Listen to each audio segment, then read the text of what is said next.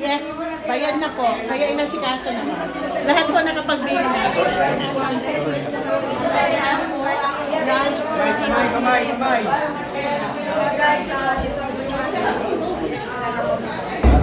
Mga kababayan, lima pang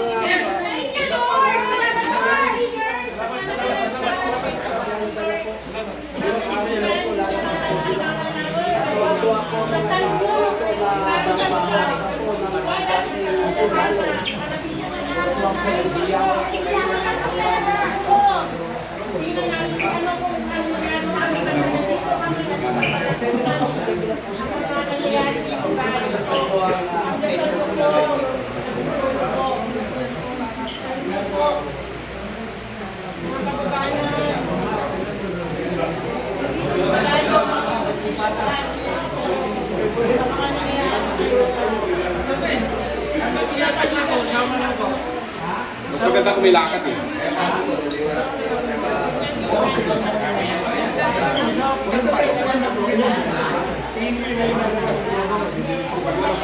Sumigla kayo.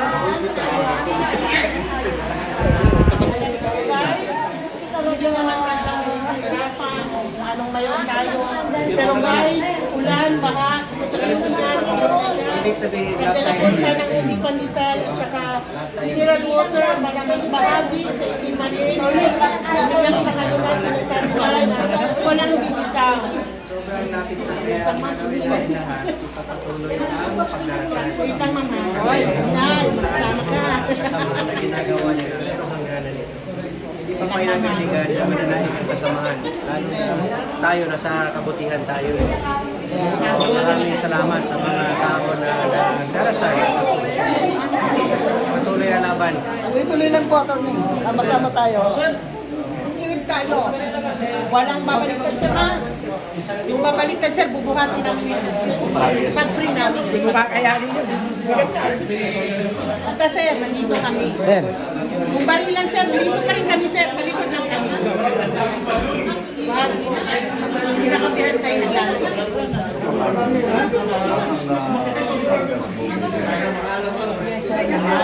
Kalipat kami sir. Asa man? Gusto ka kami na eh. Oo. Kaya ma'am, ay gusto ko na lang ma'am. Mahila yung signal. Mas what's na pala yan? Sabihin kita ma'am ko.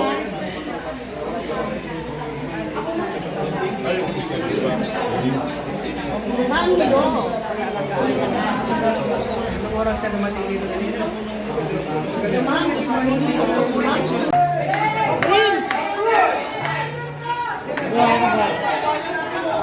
Ring! Ring!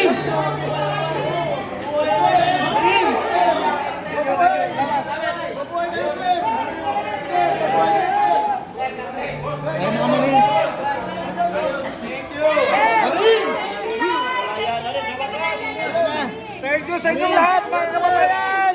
Marines! Oo. Ayun na, Marines!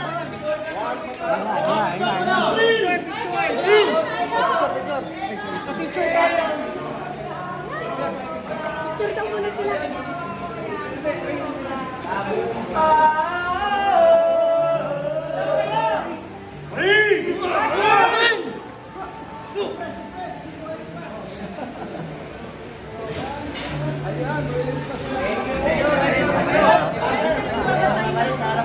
Labas na, sa labas!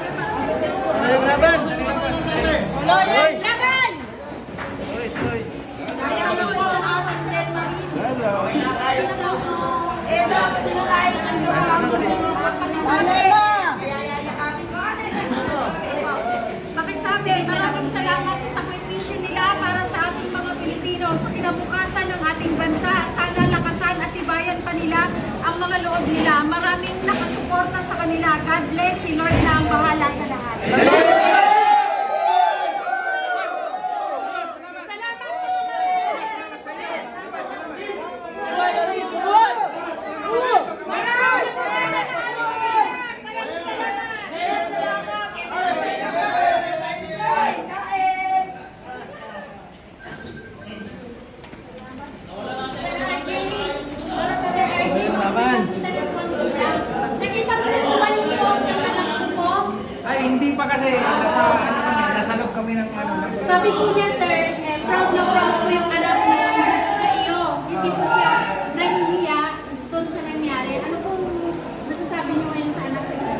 Hindi pa kasi ako ano ngayon makapag-move dahil doon sa nangyari na biglaan.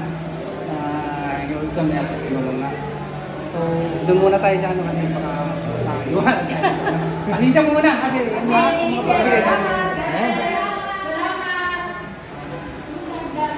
Tara, dali, naiwan na to.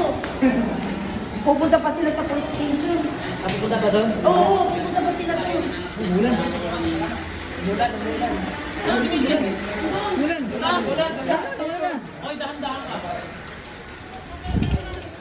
Saan na pupunta?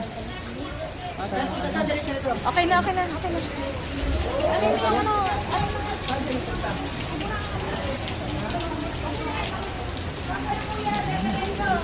Ikat pa tayo. Okay na daw, Flip.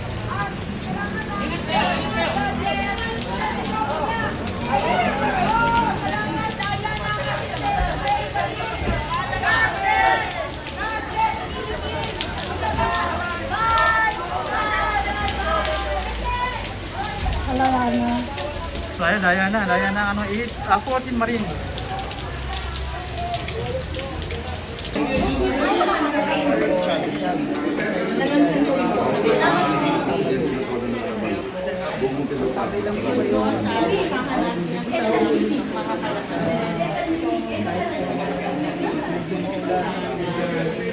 Masama ang panahon na tayo rin ang sumipasta po sa akin. Maraming salamat po. Dito po ang mga kasamahan natin. Mag-aantay po ng yung mga brave marines. Maya po, binibigay ko lang tayo ng update. Kasama si Atty. Baligo. Kaya po, natabay lang ako.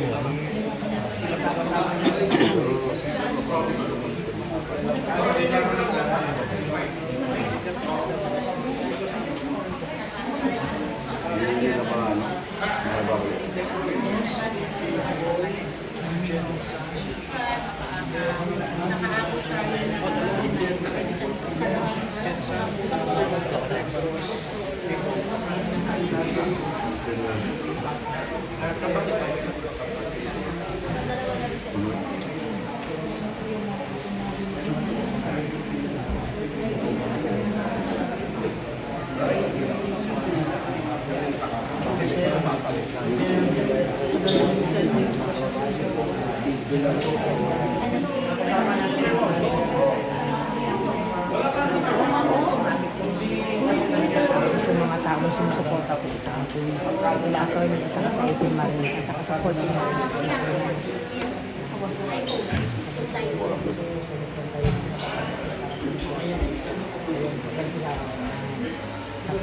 Sa pumunta mismo sa akin. Picture po kayo, sir. Para 14 minutes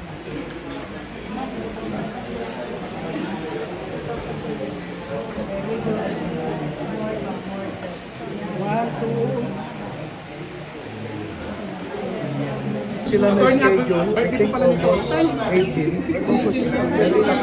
Just for context lang, yung sa Caloocan, ano yung mga kaso doon? Cyber libel. Cyber, tas yung sa San Juan, Cyber libel din. August 18. pero ba't magkaiba po na? Dahil, Hindi, iba-iba yung complaint. kasi iba yung nagkaso naman doon. Okay.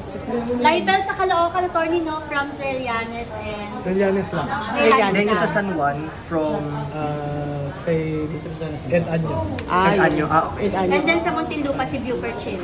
Yes. Okay. So, attorney, ang Caloocan wala pang schedule. Meron na. Mayroon na rin. Kailan po, sir? Hindi ko dala yung kalendaryo ko. Sige, okay lang. Update na lang kami, attorney, ha? Sa ano. Sandali, may... Sige, attorney, go ahead. Birthday daw. Birthday niya po. Dapat na yan na mag-blow out. Abanti po. Attorney. Saan kayo ano ba? Dadalhin nila muna sa police station. Then, i-release it. Yung papel ka. Ano ko pala yung police station? Dito. Diyan lang. Dulo. Attorney, picture na mga kay attorney. Matagal na yung dati na. Pagkatapos sila i-release sa kabila. KNP lang. Andyan pala si Ma'am sa Samar. Shifting sila sa pagtulog.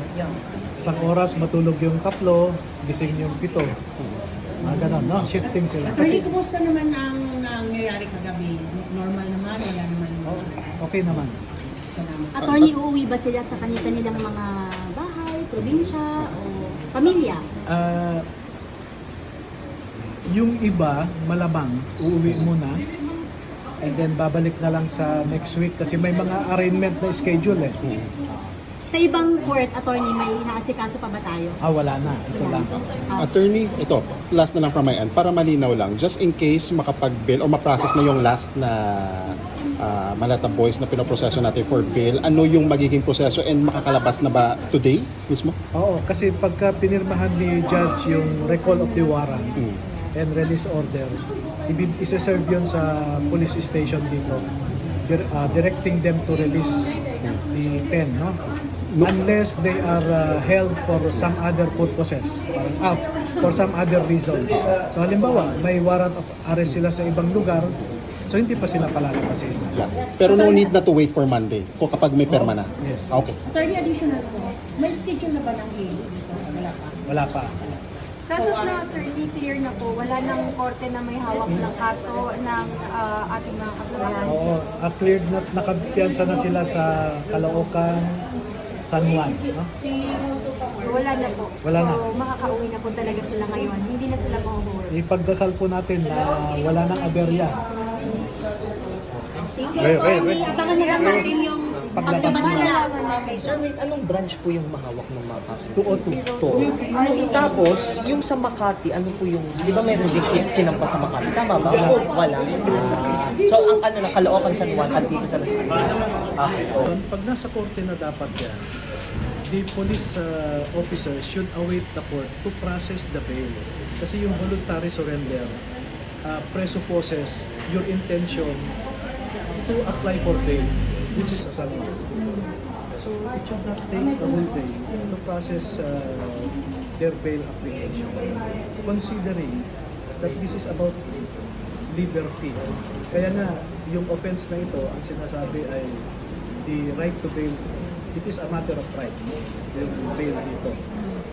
Eh, dapat walang patumpik-tumpik, walang mga artificial na requirements na hinihingi sa amin. Tingin niyo, attorney, sinadya po yung ginawang dagdag na mga requirements. Yes, it's not required under our rules. If you look at our Rule 114, rules of law, nakalatag dyan lahat ng patakaran tungkol sa pagpipiyansa. At maliwanag doon, no? Una, ang pinagtatakahan ko, voluntary surrender ang mga ito sa korte. And yet, hahanapan mo ng certificate of detention. Hindi kailangan yun. Kaya nga, voluntary surrender pumunta sa case, involved sila Ngayon, tuwang-tuwa si Erwin Tulfo dahil daw nag-recant na yung 4. Siyempre, kasi pinangalanan siya Pero sasabihin ko naman, totoo naman na nabigyan siya. Congressman pa siya, senator pa siya. And in fact, isa sa mga nag-uudyok na suhulan ang mga ito, no? Yung si retired Sergeant Mark Bunagan, ang isa sa nag-uudyok. A very close friend yan ni Erwin Tulfo And I can show you pictures inside the inner office of Erwin Tulfo. Kasama niya yan si Mark Bunagan. So, alam mo, naniniwala ako sa sinasabi ni Ombudsman na yung nasa likod ng pagbabaligtad ay itong mga nirereklamo natin ng pagnanakaw. Attorney, after posting bail for the 10 ex-Marines po, ano po yung next legal action natin that we are going to take po?